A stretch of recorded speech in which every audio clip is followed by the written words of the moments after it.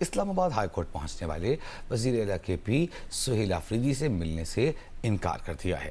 Advocate general Khyber Pakhtunkhwa نے غیر رسمی گفتگو میں بتایا کہ چیف جسٹس نے نہ ہی ایڈوکیٹ جنرل سے نہ کسی وکیل سے ملاقات کی، وہ کسی سے ملاقات نہیں کر رہے۔ اس سے پہلے بانی پی ٹی آئی سے ملاقات نہ کرانے کے خلاف وزیر اعلیٰ خیبر پختونخوا سہیل آفریدی نے راولپنڈی کے گورکھپور ناکے پر دیا دھرنا ختم کر دیا تھا۔ وزیر اعلیٰ کے پی سہیل آفریدی نے قومی اسمبلی اور سینٹ کے اجلاس کا بوائے کر دیا ہے۔ دھرنا ختم کرنے کے بعد میڈیا سے گفتگو میں سہیل آفریدی نے کہا کہ عدالتیں اپنے احکامات پر عمل درآمد نہیں کراتی تو پھر ملک میں جنگل کا قانون ہوگا۔ انہوں نے کہا فیصلہ کیا ہے کہ نہ قومی اسمبلی اور نہ ہی سینٹ اجلاس چلنے دیں گے۔ آئندہ منگل کو ہائی کورٹ کے باہر بھی اور اڈیالہ جیل کے باہر بھی اکٹھے ہوں گے۔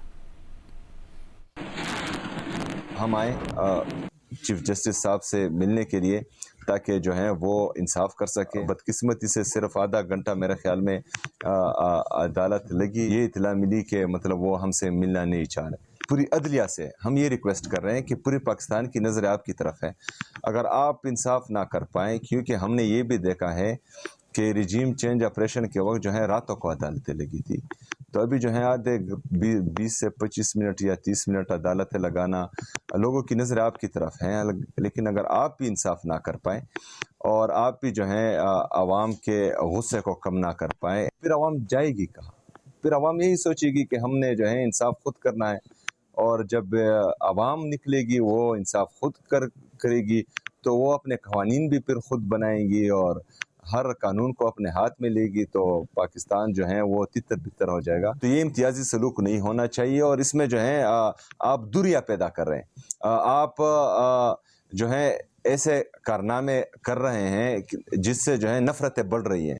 پی ٹی آئی رہنما اور وزیر اعلیٰ کے پی سہیل آفریدی کا موقف آپ نے جانا۔ دوسری جانب وزیر اطلاعات عطا تارڑ کا کہنا ہے کہ پاکستان تحریک انصاف اور وزیر اعلیٰ کے پی سہیل آفریدی نے ایسا سیاسی طرز عمل اپنایا ہے جس سے صوبے کے عوام کو گورننس کی فراہمی پس پشت چلی گئی ہے۔ ان کی ساری توجہ ایک غیر قانونی مطالبے پر مرکوز ہے کہ کرپشن کے کیس میں اڈیالہ جیل میں سزا کاٹنے والے بانی پی ٹی آئی سے ہی سیاسی رہنمائی لی جائے۔ یہ جیل رولز کے خلاف ہے۔ عطاءاللہ تارڑ نے اپنے ایک بیان میں کہا کہ صوبائی حکومت اپنی ترجیحات عام ترقی اور عوامی ریلیف کے بجائے دن رات اسلام آباد میں اسی غیر قانونی بیانیے کے گرد گھما رہی ہے۔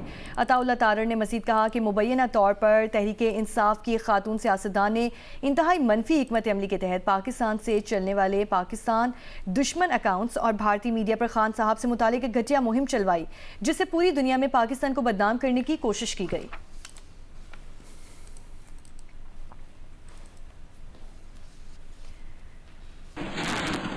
سینٹ اجلاس میں آج بانی پی ٹی آئی اراکین نے ایوان میں احتجاج کیا۔ پی ٹی آئی سینیٹرز کا اپنے نشستوں پر کھڑے ہو کر ڈیسک بجا کر احتجاج کیا گیا اور بانی سے ملاقات کراؤ کے نعرے لگائے گئے۔ اب سے کچھ دیر پہلے سہیل آفریدی نے پریس کانفرنس میں کہا تھا کہ نہ قومی اسمبلی کا اجلاس چلنے دیں گے اور نہ سینٹ کا اجلاس چلنے دیں گے۔ سینٹ کا اجلاس آج جمعے کو جاری تھا۔ اس دوران پی ٹی آئی ارکان نے ایوان میں احتجاج کیا، اپنی نشستوں پر کھڑے ہو کر ڈیسک بجائے اور بانی سے ملاقات کراؤ کے نعرے لگائے۔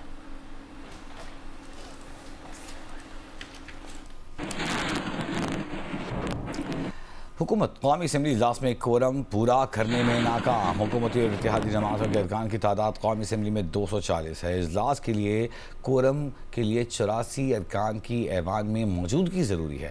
اجلاس شروع ہوتے ہی اپوزیشن رکن نے کورم کی نشاندہی کر دی۔ کورم کی نشاندہی پی ٹی آئی کے رکن محبوب جان نے کی۔ کورم پورا نہ ہونے پر اسپیکر کو ایوان کی کارروائی معطل کرنا پڑ گئی۔ بعد میں قومی اسمبلی کا اجلاس پیر کی شام 5 بجے تک ملتوی کر دیا گیا۔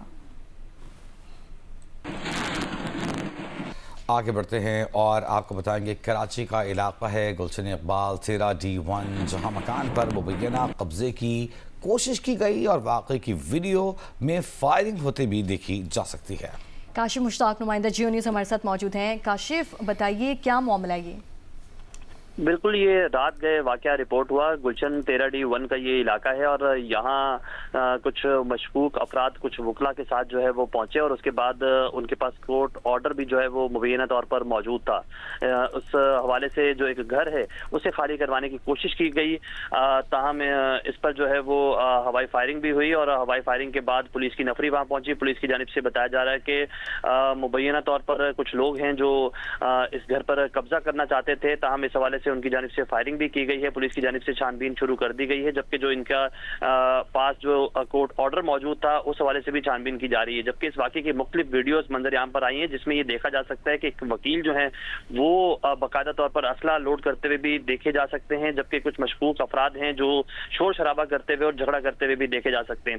تمام تر ویڈیوز پولیس کو بھی موصول ہو گئی ہیں، اور پولیس کی جانب سے ان ویڈیوز کی چھان بین کی جا رہی ہے۔ بہت شکریہ کاشم مشتاق آپ کا۔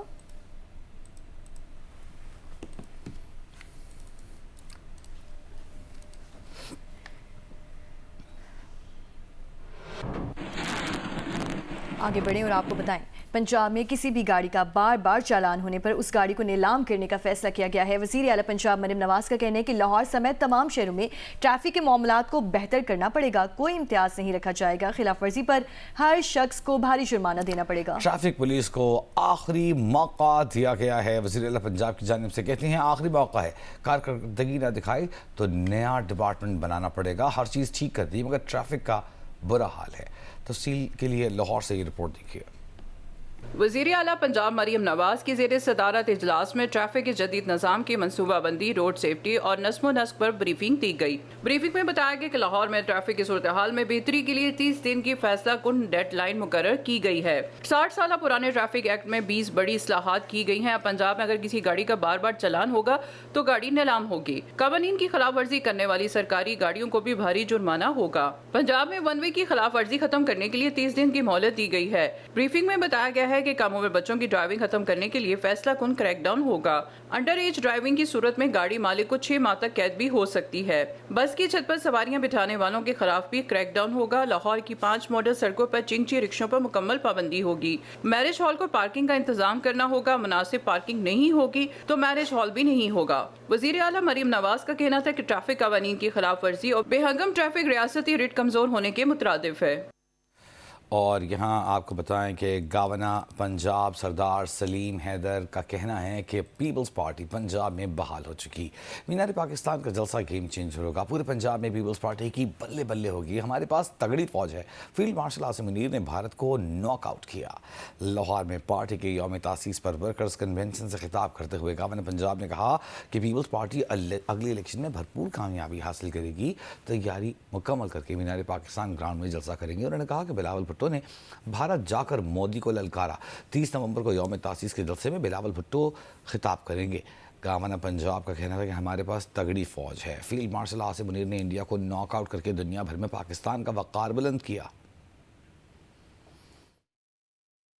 آج ہمارے فوج کے leader field marshal Syed Asim Munir, ہمیں ان پہ فخر ہے کہ انہوں نے پاکستان کے عزت اور وقار کا سودا نہیں کیا اور ہمارے ازلی دشمن انڈیا کو ناک آؤٹ کیا، بلکہ اس کے ناک کو توڑا، جس کی وجہ سے پاکستان کی عزت اور وقار پوری دنیا میں بڑھی۔ اس فیلڈ مارشل کے ساتھ سیاسی محاذ پہ جو لیڈر چاہیے وہ بلاول بھٹو ہے، اس کے علاوہ کوئی ایسا لیڈر نہیں ہے جو پاکستان کا مقدمہ دنیا میں لڑ سکے۔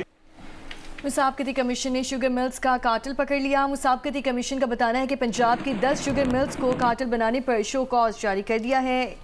اس متعلق جاری اعلامیے میں کہا گیا ہے کہ شوگر ملز نے گنے کی کرشنگ میں تاخیر کا فیصلہ گٹھ جوڑ بنا کر کیا ہے۔ پنجاب کی 10 شوگر ملوں کو کارٹل بنانے پر شو کاز جاری کیا گیا۔ مسابقتی کمیشن شوگر ملوں نے گنے کی کرشنگ میں تاخیر کا فیصلہ گٹھ جوڑ بنا کر کیا۔ شوگر ملوں نے کارٹل بنا کر گنے کی قیمت 400 روپے فی من مقرر کی اور گنے کی قیمت مقرر کرنے میں کسانوں کو نظر انداز کیا۔ مسابقتی کمیشن کی تحقیق کے مطابق شوگر ملوں نے 10 نومبر کو ایک مل میں خفیہ میٹنگ کی اور شوگر ملوں نے مشترکہ طور پر فیصلہ کیا کہ کرشنگ لیٹ شروع کی جائے اور جس سے قیمتیں بڑھتی مارکیٹ میں دکھائی دیں۔ 28 نومبر سے کرشنگ شروع کرنے کا فیصلہ خفیہ طور پر ایک میٹنگ میں کارٹل بنا کر کیا گیا۔